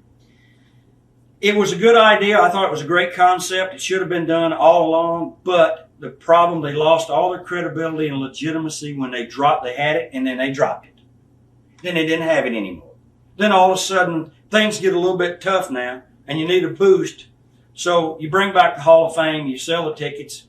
I don't know what the tickets were, but it was a money-making event for the company. Nothing wrong with that, but they should have kept it on the whole time. You can't have it 1 year, lose it for 3 years, and bring it back and make it have any credibility. Who should have been in, who should be out, I don't know how they make those decisions, but someone like a limousine driver that no one knows, I don't know if they're Hall of Fame material. Was Pete Rose? It was good for. I don't think Pete Rose and being in there had any effect on viewership or people buying tickets. I think what it did was get the wrestling business some publicity from the news, from the major news outlets. But then by the same token, it was a tongue-in-cheek kind of thing from those news outlets. It wasn't like a real legitimate thing when they did Mike Tyson at the WrestleMania in Boston. They were able to get legitimate news coverage on something that even legitimate news people knew was fake and phony, but it was Mike Tyson, and he was newsworthy. Pete Rose not newsworthy. He once he admitted that he bet on baseball. Sorry, Pete, you lost your credibility, buddy. I mean, that's it. That's the only thing you got going now is the wrestling. Maybe some autograph session. I like Pete. I mean, it's not what he did. Should he be in the Hall of Fame of baseball if this is a wrestling thing? But let me say, what he did on the field, as far as his hits and his runs and everything, that's Hall of Fame material. The Hall of Fame shouldn't be about politics or about what you did in your social life. If that's the case, there probably wouldn't be a lot of people in the Hall of Fame. Anywhere, even in wrestling. Would you ever want to be inducted? Not want to be. If the timing was right and the situation was right, then I would probably accept it. But at this point in my career, at this point in my life, when you go into the Hall of Fame, that really does tell the world you're done. You're retired. Right. You're finished, and that's why I wouldn't do it. Not at this point. I would have to limp in there with bald head and with a jumpsuit on, and oh, thank you very much. I'm the greatest of all time. But I think that's at that point is when you go into a Hall of Fame. I don't think you want to into any Hall of Fame and say you're 30, 35 years old, 40 years old. That's it's nonsense. I don't think baseball, football, basketball, any of them should do these young guys. I think it should be guys that have been around a long time and have waited and waited and waited. What is this first ballot? Okay, Vince, you gonna put me on the first ballot? Now, what are your thoughts on Jerry Jarrett's NWA TNA? Daddy, I have no place to work. Can you open up a company for me? So that's how I feel about it. Jerry Jarrett gave Jeff the avenue to open up a company for himself so Jeff could be the world's champion. And he's still not over. Still not over. Huh. Exactly. And you know what? He's not going to get over because after all these years, if you're not over, you can't just get a TV show for yourself and make yourself over. They have a problem because they can't get established talent. And when they did get some stars come in, they brought them in and used them the first night, got rid of them, and never called them back again. Buff Bagwell, I'll give you a good example of this. They bring Buff in. And then they say, we want to change your name. We want to make you Marcus Alexander Bagwell again. He said, what? Marcus Alexander Bagwell? That fuck, that guy didn't draw a dime. He's a shit. He says, Buff Bagwell is what the people know. That's the star. That's me. That's the gimmick. No, we want to change you back. He said, fuck you, and he left. And I can't blame him. He told me the story. I said, you got to be kidding me. You mean that's what they wanted to do? Yep, that's what they wanted to do. Make me Marcus Alexander Bagwell again. I said, that would be like bringing me in and going, we want to make you the blonde bomber again. Dye your hair blonde. Wayne Ferris, the blonde bomber. What? You got to be shitting me. They killed that fucking guy 20 years ago in Memphis. He's dead. The Honky Tonk man's alive. He lives. This is the guy that sells tickets, not that guy. But they got a real problem. And I can't see them lasting. I didn't think they would last 1 year. And now they've surpassed. They're going on almost in their second year. Their second year's over. I can't see them 5 years down the road. 5 years from now, Rob, when we're back doing this again, they're either going to be still around and I'll have to apologize, or they're going to be gone and I go, that Jerry, you'll never change. He's got those guys riding on Greyhound buses and paying $25, $30. You never change, Jerry. They said, would you ever work for him? I said, no. I had a falling out with Jerry Jarrett 20 years ago, and he's never changed. And I saw an interview where he said he's never heard a wrestler say, if I draw, you pay me. If I don't draw, you don't owe me anything. Well, Jerry, you're wrong. I told you that. I told you that right at the Memphis TV studio. If I draw, pay me. If I don't, you don't owe me anything. It's the same thing I told Vince McMahon. It's the same thing that I told a lot of promoters. But you didn't understand that because I know what you were doing. If I had drawn the money, you would have stuck, well, here's $1 for old Honky Tonk Man, but I'm going to take 20 and stick it back here where he can't find it. Riding Greyhound buses, bringing guys in, I understand. Even when they brought, Jim Duggan told me this, they brought him in. They paid him his asking fee that he wanted, but they didn't pay his rent-a-car, his hotel. Now that's cheesy. That's cheesy. Out here in the independent, we get our hotel paid. If we have to get a rent-a-car, we get it paid. That's the Jarrett way they do it. Not only that, now they're just working small guys. It's the little man territory. Little guys.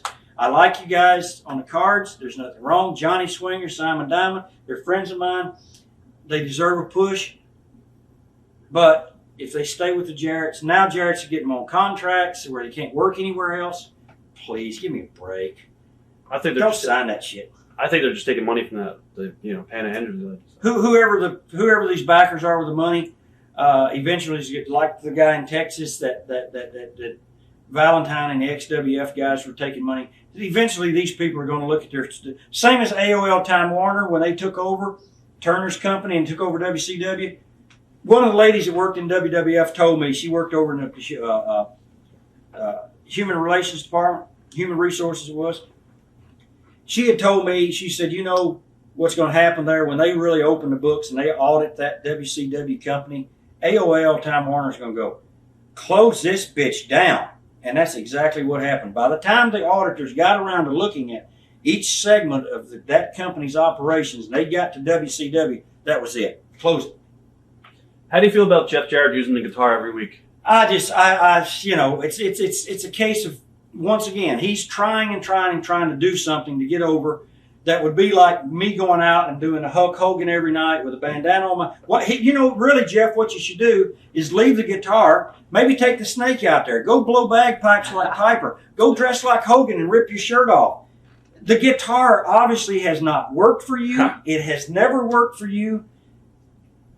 Don't you understand, Jeff? It's not working for you. Just don't use it. Hell, I don't even use it myself anymore unless somebody has one. Hitting people over the head with a guitar every week means nothing if you're not a guitar type person. Here you are. The guitar doesn't fit what you're doing. The gimmick has to fit the man. And the man has to fit the gimmicks. So I tell these young kids in the seminars the same thing, and I use Jeff as an example. I also use Lex Luger. You have to be able to look into that camera and sell a product. And the product is you. The product is your gimmick. The product is your persona. The product is what you're trying to get over to these people. I don't walk the street 24 hours a day as a honky tonk man dressed like this and the jumpsuit on and wearing my fake belt. No, I don't. But when it's time for me to put the jumpsuit on, when it's time for me to look in the camera and sell the product, I can do it because I believe in what I'm doing. And I never thought Luger believed in his Lex Luger, the narcissist thing. He just didn't believe in himself somehow. He made a lot of money. I don't think Jeff has ever found that character, that one thing that makes his persona project out to the public. Leave the guitar alone. Maybe try playing a fucking piano or something. Let's talk about your website. You're pretty much very outspoken on it. Do you ever worry about the backlash at all, or? Sometimes I did, and sometimes I just said, "The heck with it. I'm gonna do whatever I want. It's my website. I don't really own it. Someone else owns it. I'm like a contributing editor or contributing writer there. It's a bunch of people that does it now. It became so much that it consumed me, and it overtook me, and I spent too much time on it, and then I stopped, and I don't spend as much time on it now, but it's a very controversial site simply because it's like the no spin zone for Bill O'Reilly. Before Bill O'Reilly ever got the no spin zone, we were no spinning this stuff. What we would do is find out some dirt. Everyone's got a few skeletons scattered around out there, and there's nothing wrong with us digging them up. I think the fans want to know something about someone other than the bullshit nonsense that they see from an interview where you're going, yeah, Saturday night at the Spectrum, I'm going to get you, or Thursday at Madison Square Garden, I'm going to tear you apart. I think they want to know something else that's going on in the business and some behind-the-scenes stuff. And that's what we do. We bring certain issues to the forefront. What I try to do on that site is make people think, and then make them have critical thinking, and then be objective in your views. Be objective in the way that you respond. We get these nonsense emails. Oh, you sorry, washed up piece of shit. You fat, overweight old prick. You're just jealous. No, it has nothing to do with it. Now, see, you're not thinking critically. You're not listening to what we wrote. Because if you sit down and you read it and you comprehend it, like any intelligent person with even an 8th grade education, Piper, you would be able to say, either this guy's point of view is a little twisted, but he's got something that's good, but this I don't think is just right. Then we get a lot of input back and forth, and that's what I like about it. It's controversial, sure. WWE monitors that site. I've heard cases where they have actually printed one of my commentaries, and they've gone into the meetings with the agents or with the writers, and they've read off here's what Honky Tonk Man has, and they either had a good laugh or they got real pissed off. No. Explain what your ass whipping list is. The ass whipping list was those people that I thought who deserved to get their ass whipped if I ever saw them because of something they did to me or something they did to someone else that was so bad they need their ass whipped. And we've not really picked the ass whipping list back up yet. They've asked for it. It grew, and it got so big at one time.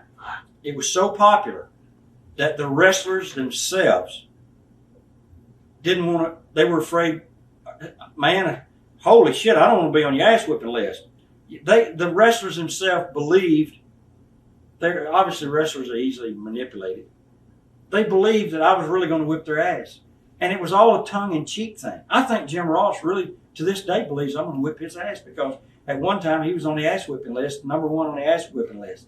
Not because, just because it was because of his politics, of the way he played the game, and the bullshit that he did, and the way that he sucked ass to Jerry Lawler when Lawler was begging and pleading, "Oh, please, Vince, give me my job back." What a piss poor man. Even Piper's doing that. "Please, Vince, please take me back." Do you think, but to stay top in this business, you got to play the political game? Yeah. With the top spot comes politics.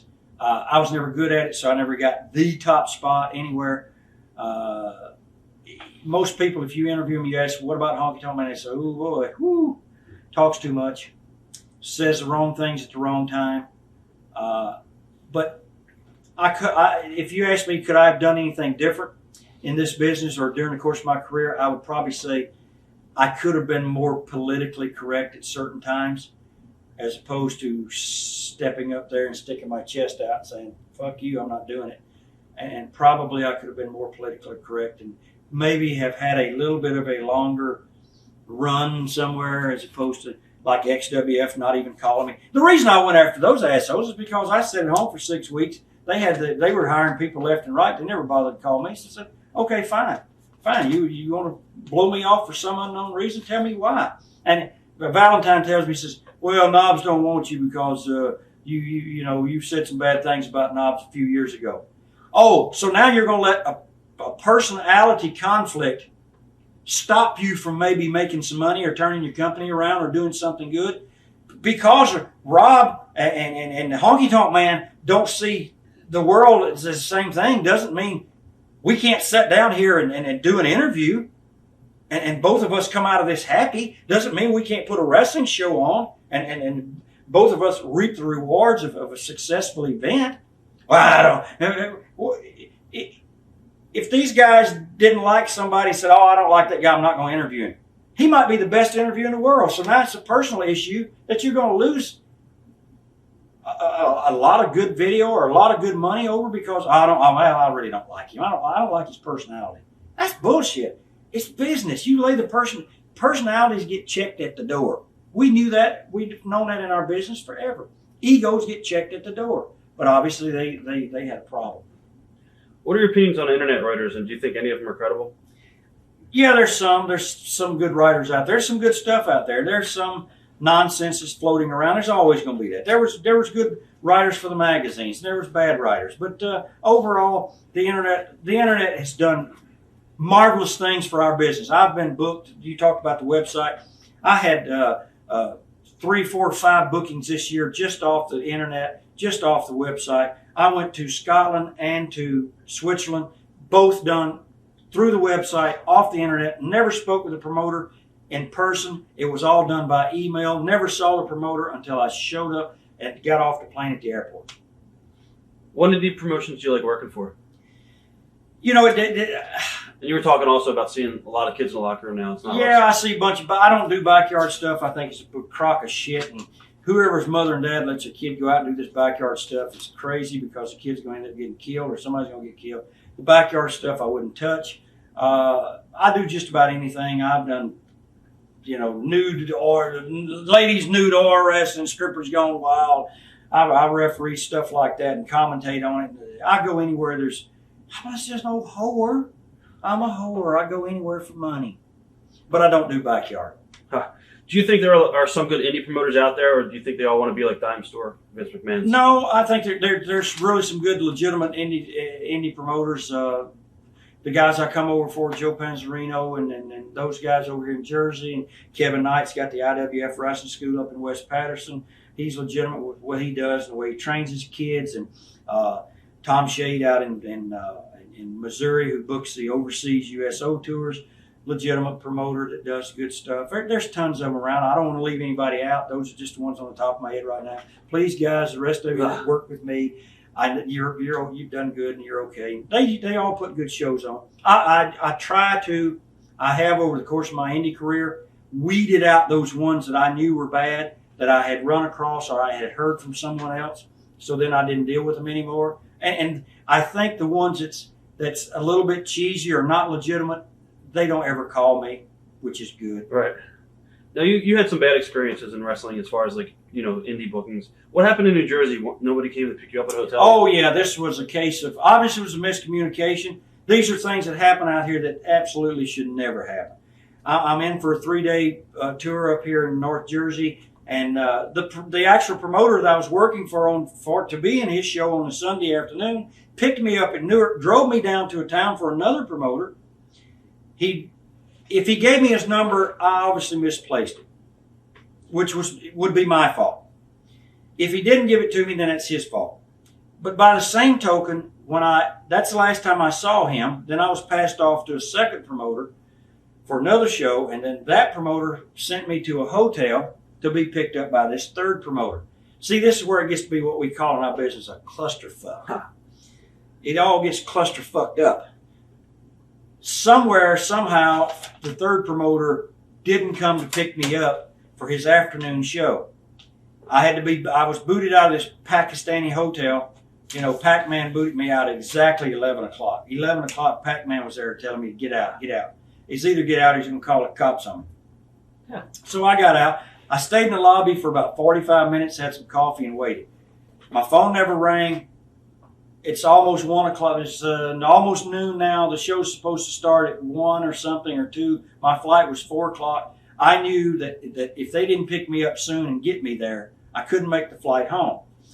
The problem with the flights now is if you're booked on a flight and Rob takes me to the airport, drops me off, and we're late, well, he's driven away, and now I've got to get a change of flight, change of ticket, $100 change fee, plus the change fee of how much the flight might cost. Could be $200, $300, $400, $500. He's gone. He's supposed to pay.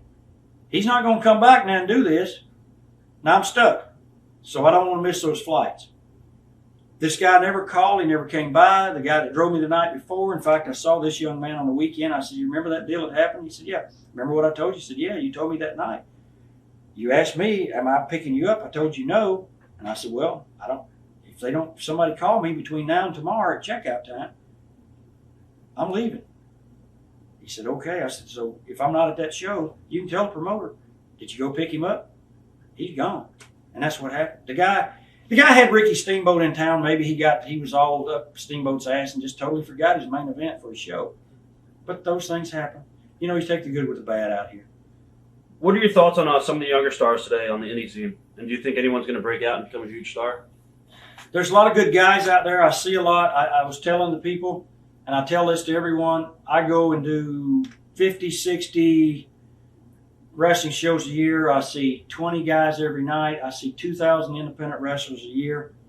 The WWE has not one time picked the phone up and called and said, "Honky Tonk Man, have you seen a guy that's 6'4", 260 out there that looks this way? Have you seen a young baby face?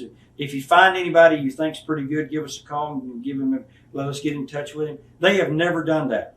But I do see people from time to time, and I try, if I see the right person, I send them down to Puerto Rico because my friend Luke Bushwhacker books down there for Victor Coenis and the IWA that's down there.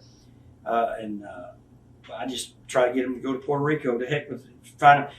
There's to go right back to the point of your question, there is a lack of talent on the independent circuit.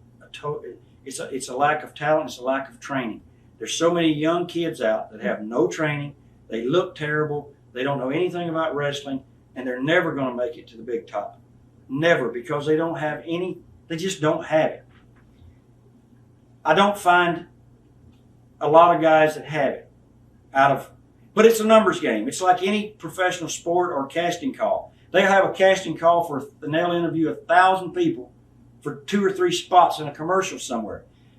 The NFL will have hundreds of guys go through a preliminary camp only to pick 20. It's the same thing. And it's a numbers game. The WWE probably gets thousands of tapes every day, and you might find one guy. So that's what's lacking now is that star anywhere. There's not a star anywhere in the world. We need that Hulk Hogan. We need that Rocky type character. This kid Rocky had everything. You need that Muhammad Ali, that person that's going to be known around the world. It's going to change a generation. Going to make a whole generation of people. That's Muhammad Ali. That's Hulk Hogan. We're missing that in the business, and the business is going to go down, down, down until there's a breakout start. I haven't found it. What is your There's philosophy? somebody else trying to call me. What is your philosophy when you do training seminars with IWF? What I try to do is, that thing will quit ringing in a minute. Don't worry. It's my wife calling. No, that's my wife. Man, she's bothering me. Leave me alone. When are you coming home? When I come home, she says, when are you leaving? Every time you come home, you disrupt our schedule. Okay, then I'll go. And I'm gone 4 or 5 days. When are you coming back anyway? Well, I don't know. When I come back, I'm leaving again. After this, I'm going to Holland. And then from Holland, I come back and I go to Alaska for 10 days. Now, back to the question. Your philosophy when you do training seminars in IWF? The philosophy for the seminar is to try to get the young trainee to understand that it's going to take desire, dedication, and hard work. You achieve nothing in life anywhere without a strong desire to do it, being dedicated to what you're doing, and putting in hard work. You can't show up at training session once a month out of shape, no matter whether you're skinny, whether you're heavy, short, tall. You can't show up out of condition, show up once a month, once every 2 months, and just play at a business. This is a business. You don't play around with business. What you do is you have a strong desire to succeed and to go further. You have to have that. You got to be dedicated. You got to show up and be there and be on time and do all those things. And then you have to go ahead and put in what it takes for the physical part. That's what I try to tell them. And I let them know that this is not easy. My key to success was not just one day I was a honky tonk man in the WWF. I spent about 12 or 15 years toiling territory to territory, highway to highway, fighting the marks, fighting the fans that hated me, pulling guns on people, having guns pulled on me, having my tires cut, having my windows broken in my car. But I had that desire, that dedication, and I had that work ethic. I worked hard to be the best I could be and said, I'm not going to be put down by this guy. I'm not going to be run down. I am going to succeed. And that's what you have to do that or you don't ever make it. They just think for some reason they show up and say, I saw this on TV, I can do it. It is so hard because the big bumps are easy to take, but it's those little things that make a guy or a girl that complete wrestler, and that's what I try to teach. What do you think today's workers are lacking? Desire, dedication, hard work. Right, they lack most of them. They might not lack all three, but they're lacking in one or two of those. Maybe just one. Maybe the desire, they have desire, but it's not quite strong enough. Maybe they're dedicated, but they're not quite dedicated enough. Maybe they've got a good work ethic, but it's just not enough. And that's what for some reason, this is America's lost youth. These are the American kids right now that do not want to go to college after high school because they feel like school is bullshit. They none of them want to go to college. The ones that do go to college will go 1 year and drop out, or go 2 years and that's it, I'm done. And they treat their jobs, they treat their physical appearance the same way. They walk around with their pants hanging down at their fucking knees, with their cap turned sideways. The white man wants to be like the black man, and the black man still wants to be like the white man, and something's all wrong here. We should all just be our own selves, and these kids think that, well, some of them think, well, they like muscle guys, I'll go to the gym and I'll just be a musclehead. Or they say, well, X-Pac was very good at what he did, and he was a small, skinny kid, and he did it, I can do it. Well, you can if you have all those things, desire, dedication, hard work. Lack of training, proper training is the biggest problem today. The last time we spoke, a few years ago, I said it, there was no places. The training centers now, there's some good ones that I mentioned. Chaotic up in Boston's good. There's some more good schools around the country. But overall, the fellows, some of them get trained by people who have who do not even know the business. And that's what's bad. The good trainers and the good trainees are near those good schools. But out across America and around the world, the good schools aren't there anymore. What is your relationship with Jerry Lawler these days? Has it improved at all? No, in fact, it probably has deteriorated more. When I see a grown man begging and pleading and crying over his third ex-wife, then you got to figure what's the deal with this guy. And, you know, I read an interview Jerry Jarrett did a few years ago and said that although him and Lawler were business partners, Lawler never liked Jeff because Lawler didn't like the young guys in the business. Now, well, he likes the young girls, but he didn't like young guys. Why wouldn't you like young, fresh talent to come along? Because why would you put them down? And he always did that. He always criticized and was very critical of young, fresh guys coming along. And here's a guy who begged and pleaded for his job back. Why would you have to beg for your job? If they want you, then you'll be there. He's made some statements that I did all this stuff on the internet and said all these bad things about him because it was work. I was trying to work an internet angle. Could be further from the truth. If I was trying to work it, he'd be the last one I'd tell anyway because he's the biggest backstabbing son of a bitch around. If I had told him that, he would have backstabbed me. So, but that's him. I got my own thing. I don't worry about him now. We are in the process of getting a copy of his final divorce decree from this cat because we want to post it on the website if we get it so that we know exactly the terms of the divorce because he used the internet so much and he used all the people out there who were loyal to him on the internet to pander for his going back to the WWF and for him being treated badly by the cat and how bad the cat was, that what we want to do now is show both sides of the story. Somewhere there was a picture sent to me of the cat doing oral on a male. The picture got posted on our website. Her lawyer tried to subpoena me to court to find out if Lawler sent the picture. I have no idea where the picture came from. He didn't send it to me. We had it. It came from Canada. That's international. We took it off the thing. We didn't have to. But anyway, rumors were that he took the picture. Who knows? Who knows? He might have. We all got our problems. He's got his, I guess. Is there anyone left that you would like to work with that you have not had the chance to work with in the business? I would like to have had a match with, or have a match with Rocky, with The Rock, especially when he's, that strong baby face that he is. Not as a heel. They switched him so much. I'm surprised he's still, he's still got any value at all. He's made Hollywood his thing now. Here's a young guy that deserves it. He's, good looks and he's got everything. Right now, anybody floating around, I've worked with most of them, because I had matches with those guys when they were breaking in on the independents. I had matches with Helmsley, and I had matches with Perry Saturn. I had matches with Chris Benoit when he started, and I had matches with Mick Foley, and just the list goes on and on. I've had matches with, like I said, the two guys that I think deserve a break down in Jarrett's company, which is Johnny Swinger and Simon Diamond.